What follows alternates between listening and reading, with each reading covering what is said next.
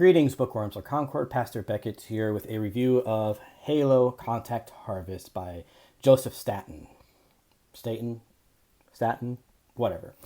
So, you can tell from the cover, if you're familiar with Halo at least, Sergeant Johnson's origin story. What can be more exciting than that, right? If you're like me and you want to read the Halo books in chronological order, there's a couple ways you could do it at this point in the timeline. Obviously, the Forerunner saga would come first, as that's 100,000 years before the events of the first game. But you, at this point in the timeline, you can either read The Fall of Reach up through Chapter 14, then read Contact Harvest, and then the Cole Protocol, which I'm currently reading right now, and then the Battleborn duology, and then finish The Fall of Reach. Or you could do my preferred method: Contact Harvest first, after a broken circle, then the Cole Protocol, the Battleborn duology, and then the Fall of Reach, especially because a certain Forerunner relic makes an appearance that was first mentioned in the previous chronological book, Broken Circle, and other appearances in the Fall of Reach after their first mention in Contact Harvest. You could also just read all of the Fall of Reach first and then read the others.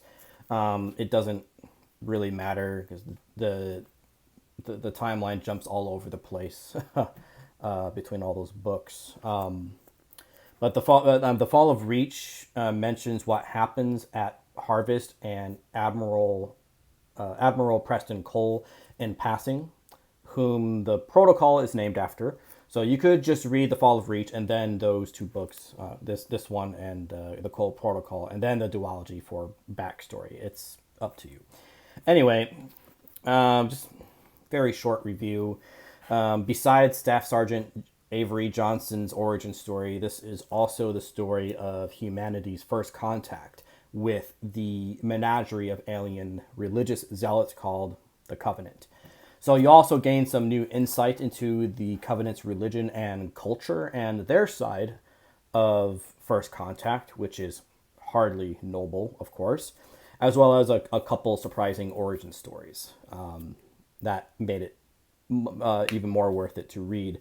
And like most of the early Halo books, there is a lot of grammatical errors, misprinting, and missing words, but which is of course annoying. But I rate the book based on the merits of the narrative rather than the incompetence of the editors. Otherwise, it's a really good further look into Sergeant Johnson's character, who we Halo fans love very much, as well as that of a few others we know from the games.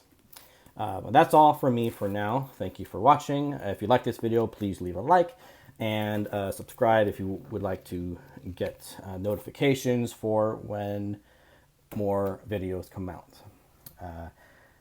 That's all from me, and God bless your reading.